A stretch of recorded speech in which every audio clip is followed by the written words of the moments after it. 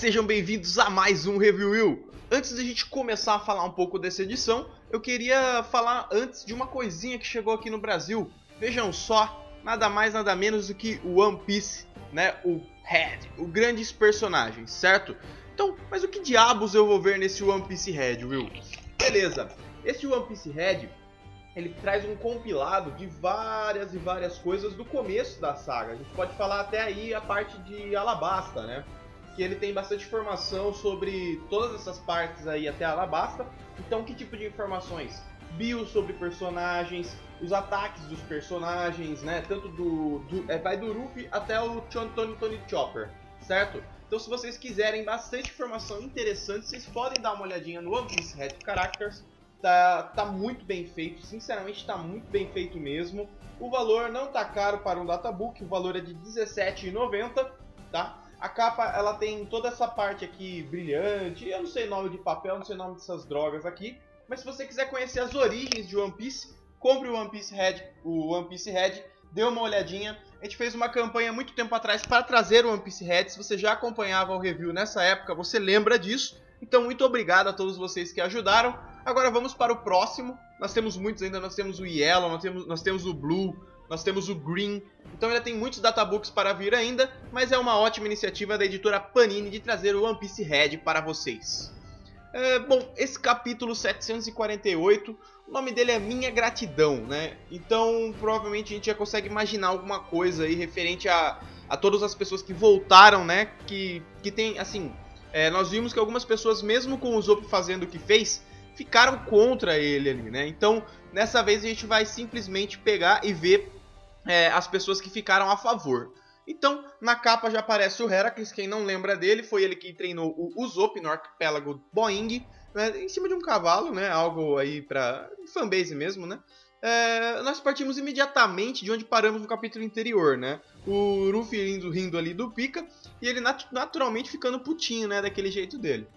Quando ele prepara o golpe dele, quando o Pika prepara o golpe dele, a gente já viu que alguns membros da Don Quixote Family começou a picar a mula ali, né? Obviamente seria um golpe forte, estilo Kung Punch lá do... estilo King Punch lá do Elisabela, Kung Punch é do Toriko, tô sabendo demais.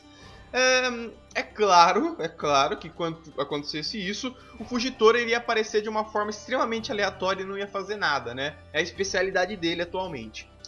Eu gostei de algumas coisas desse capítulo, que na verdade são pequenos detalhes, que para não zerar mesmo o capítulo, porque esse capítulo realmente eu não gostei. Mas para não zerar, uma delas foi o Zoro rindo junto com o Luffy, eu achei bem bacana isso. O Zoro geralmente tem aquela postura séria dele, pouca risada e as frases mito dele, né? Mas enfim, ele apareceu rindo ali, é uma coisa que não aparece todo dia. Interessante, gostei disso, deve ter sido muito zoada mesmo a voz do Pika, né? O golpe de Pika é forte, o golpe do Pika é forte, mas é totalmente what? Ele é sem direção, parece que nem foi pra cima do Luffy, afetou um monte de gente, eles foram jogados simplesmente pra longe, né? E daí fica a questão, como derrotar este merda? Né? Vai ser um pouco difícil. Muitas teorias que tem é que ele tem um núcleo nele, e derrotando esse núcleo, derrotaria ele de vez, né?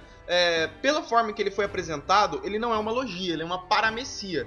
Então pode ser que ainda tenha alguma possibilidade mais simples de ser derrotado do que uma logia em si, né?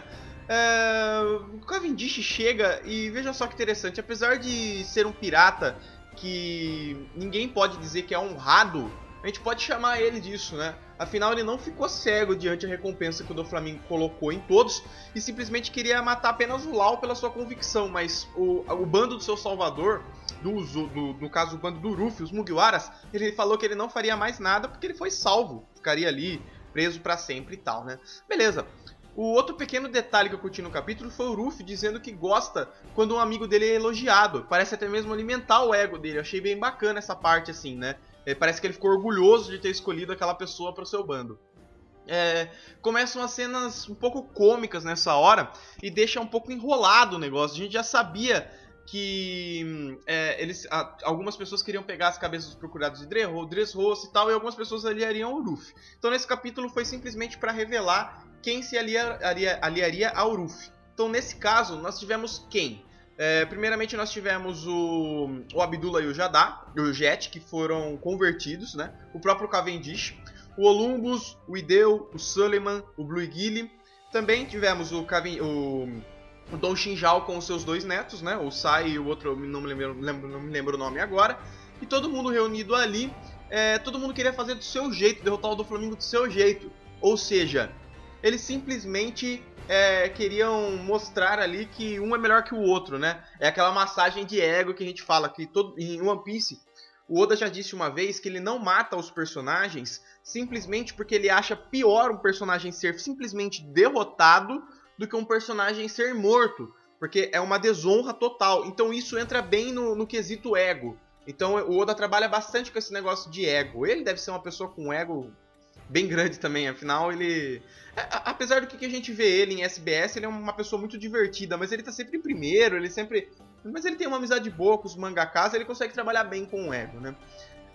Com mais um pouco de discussão, temos finalmente todos rumando em direção ao palácio novamente. Uma cena cômica bacana também é o Dagama e o Elisabela aparecendo, e o Dagama cheio com os galos na cabeça, assim, porque quando foi reveladas as recompensas lá pelo pessoal, o Dagama, ele já, o olho dele virou cifrão, queria dinheiro e tal, não sei o que, e o Elisabela falou, não, eu sou uma pessoa honrada, eu vou ajudar eles foram os meus salvadores. Diferente daqueles randoms que apareceram e levaram um pau de todo mundo ali, né?